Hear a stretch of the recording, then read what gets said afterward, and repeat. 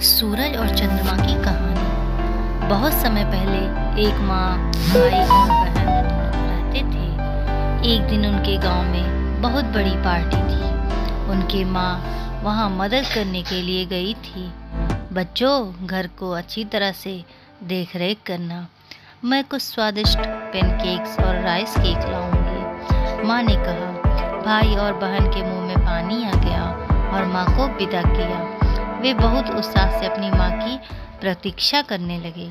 बहुत देर जब हो गई, पहाड़ में अंधेरा होने लग गया था। माँ बच्चों की चिंता में घर जल्दी जा रही थी, लेकिन उन्होंने अंधेरे में एक बड़ी छाया देखी।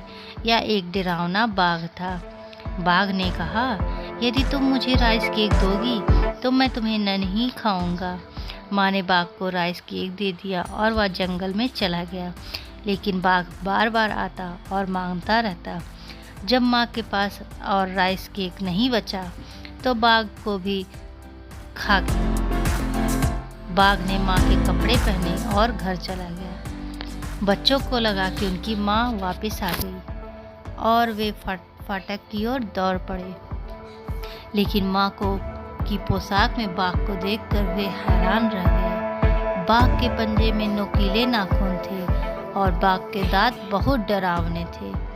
बच्चे डर के मारे एक दूसरे के गले लग गए और कांपने लगे। वे पिछवाड़े की ओर दौड़ से और पेड़ पर चढ़ गए।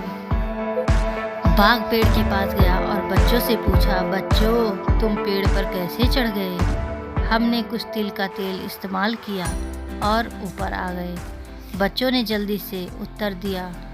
उसने अपने पंजों में तिल का तेल डालकर पेड़ पर चढ़ने की कोशिश की, लेकिन वह फिसल गया। बच्चे बाघ पर हंसने लगे। लड़की ने कहा, तुम्हें कुल्हाड़ी का इस्तेमाल करना चाहा था।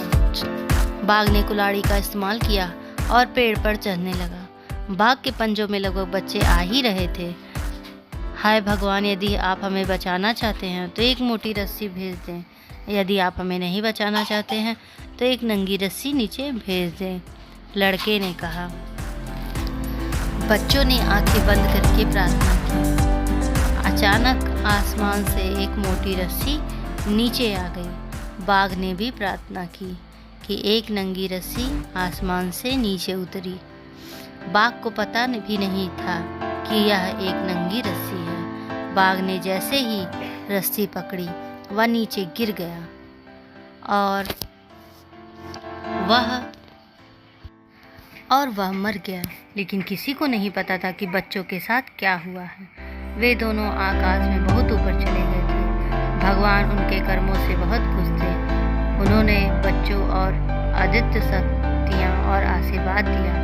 असल में भाई बन गया सूरज और बहन बन गई चाँद। यही थी चाँद और सूरज की कहानी। वीडियो अच्छी लगी हो तो लाइक सब्सक्राइब जरूर करें।